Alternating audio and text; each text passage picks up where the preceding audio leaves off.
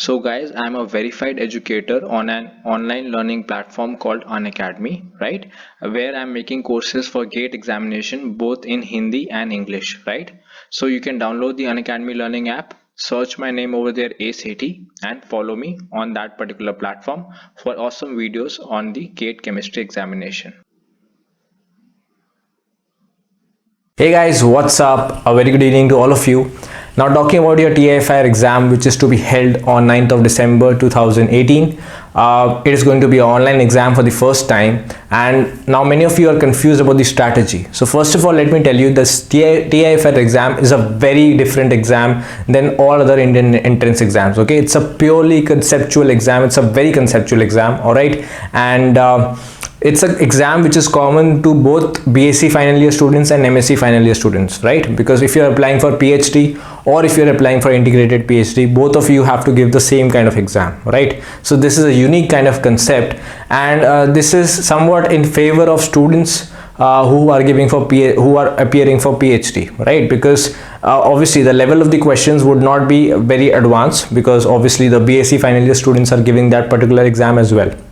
All right, now what kind of questions are asked? Why is it a different exam? Let's talk about that. Now I've analyzed last 4 to 5 year examinations, and what I can tell you is one topic which is very important is your mathematics. Okay, surprisingly, your mathematics is very important, and it is actually a very heavily dependent paper on physical chemistry. All right, why so? Well, that they know. I don't know why it's so heavily dependent on physical chemistry, but the physical chemistry that is asked is very conceptual, right? So if you are an organic chemist, or if you have a specialization in organic chemistry, no need to worry. The physical chemistry is very basic but conceptual. All right, so there are no advanced topics because it is there for the BSc final year students as well.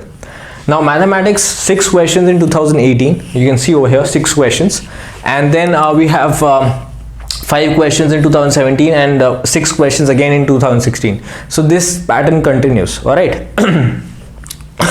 So this pattern continues. So 6 questions means that 15% of the paper, because the exam is of 40 questions. So if 6 questions are coming from mathematics alone, that means 15% of the exam is from mathematics, which is a lot, right? Now what kind of questions come from mathematics? You can definitely go and analyze them yourself, but what I thought was there were some questions from integration, like the product rule. When you are multiplying two functions, you apply the product rule.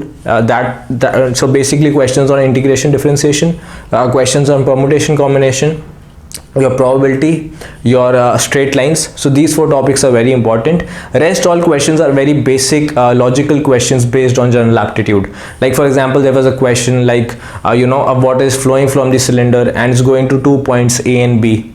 So those 2 points A and B have some cylinder, so whether A will be filled first, B will be filled first, or we cannot predict which will be filled first. That kind of questions in aptitude section, aptitude type questions, right? So I think you can't practice those questions. You can only practice for permutation, combination, probability, and straight lines, like that you can practice. All right, now the next important topic is quantum.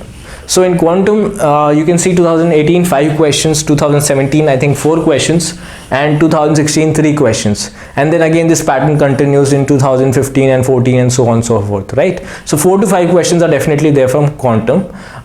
2 to 3 of them will be very basic questions, like your questions on commutation, your questions on your Heisenberg uncertainty principle, your black body radiation, your basics of quantum chemistry, right? Then questions on 1D box, 2D box, questions on degeneracy in the 3D box. Okay, so questions like these will be there from quantum, and then there will be one advanced topic like ladder operators or SHO, which at BSc level you don't kind of study, right? So definitely there will be some advanced questions as well, but majority will be based on your basics in quantum. All right, so this is again a topic which is very common throughout the exams. Then we have a topic called thermo, right? So in thermodynamics there are 2 specific questions. One is question based on spontaneity, and one is question based on entropy, and the third one is based on Maxwell relations. And then there can be some different questions, but thermo is something which is constant throughout. I mean, it is constantly coming in all exams. 2 to 3 questions have always been coming in the exam. If you see kinetics over here, kinetics was asked, 5 questions were asked in 2018, surprisingly, but after that, you know, if you see 2017, there is no question from kinetics. In fact, there must be some 1 or 2 questions, but not many questions were there. I think there was 1 question from kinetics, and so was the case with 2016. So kinetics is not a very constant topic, right? So I don't think you should pay more attention to kinetics. And even if the question come from kinetics, they are not very numerical based questions, right? You don't have to mug up the formulas. They are very conceptual.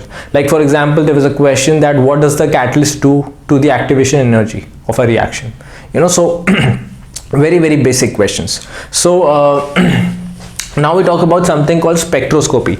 Now spectroscopy in general, if I talk about organic spectroscopy and physical spectroscopy, so organic spectroscopy till last year was heavily dependent on NMR spectroscopy, because if you see in 2017, 2016, 2015, there were 4 to 5 questions on NMR, and they were very easy, all right? Because again, BSc final year students are also giving the exam, and in BSc final year you are just introduced to NMR spectroscopy, so they can't give you complex questions from NMR spectroscopy. So they were very easy questions from NMR spectroscopy, right? So that is a big advantage. But surprisingly, in 2018 there was no question from NMR spectroscopy. In fact, there was just 1 question.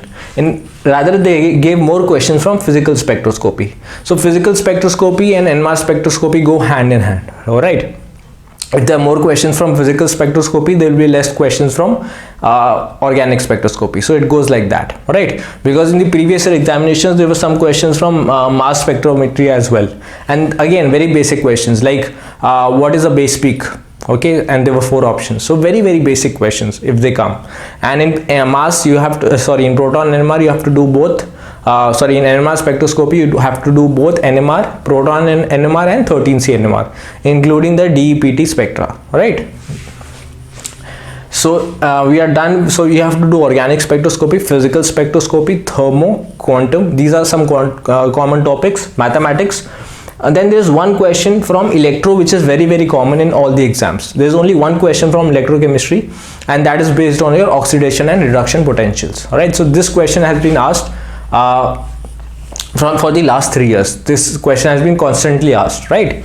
And then there was 1 question from Nernst equation in 2015, right? So electrochemistry is very like there are very specific questions. Either there will be questions on Nernst equation or oxidation or reduction potential, all right? Or there might be a question from conductance, right? Your Kohlrausch law. So they are very you can say very basic topics which are very popular, right? Very popular concepts. Only that will be asked from electrochemistry. So you don't need to go into your liquid junction potential and all these topics.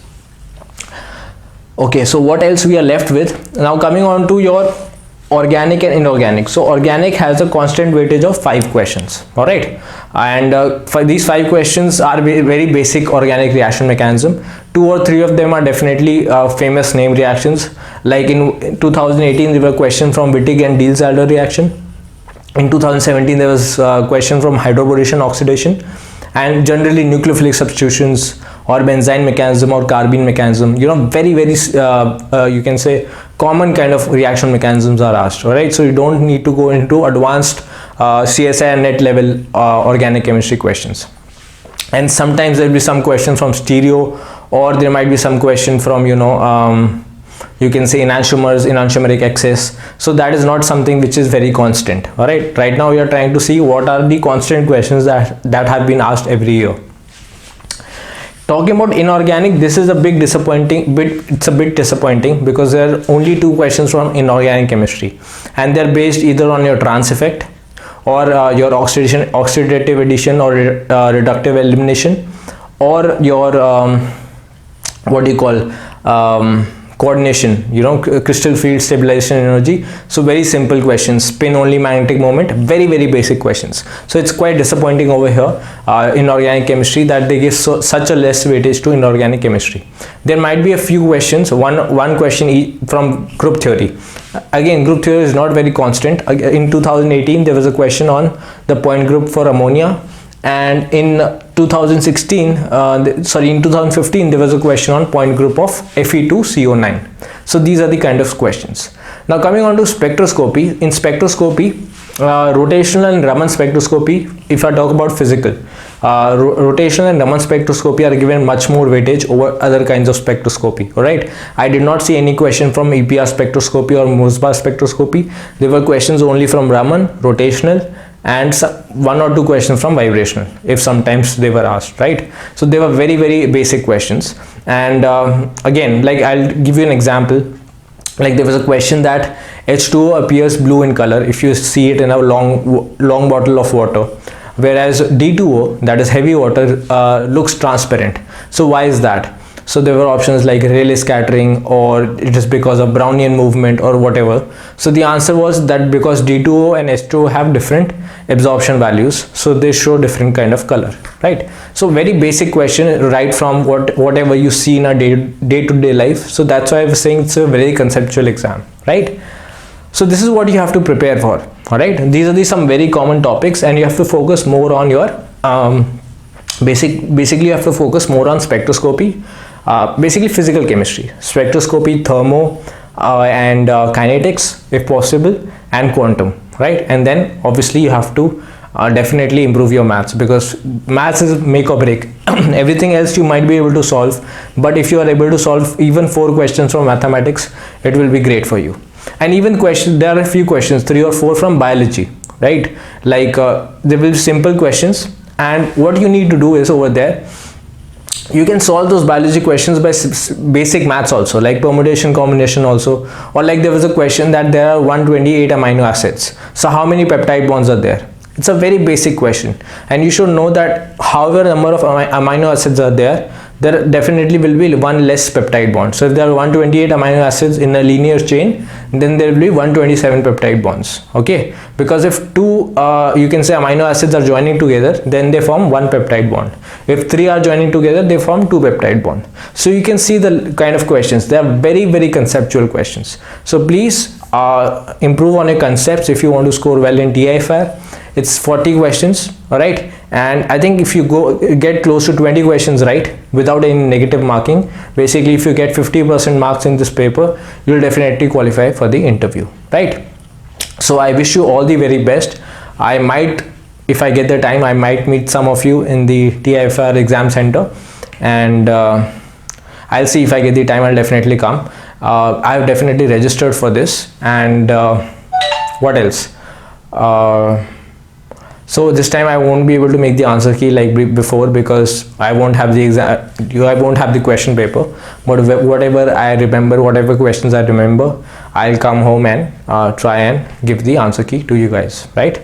So anyway, all the very best, and do prepare well for this exam, and don't worry, everything is all right, I guess.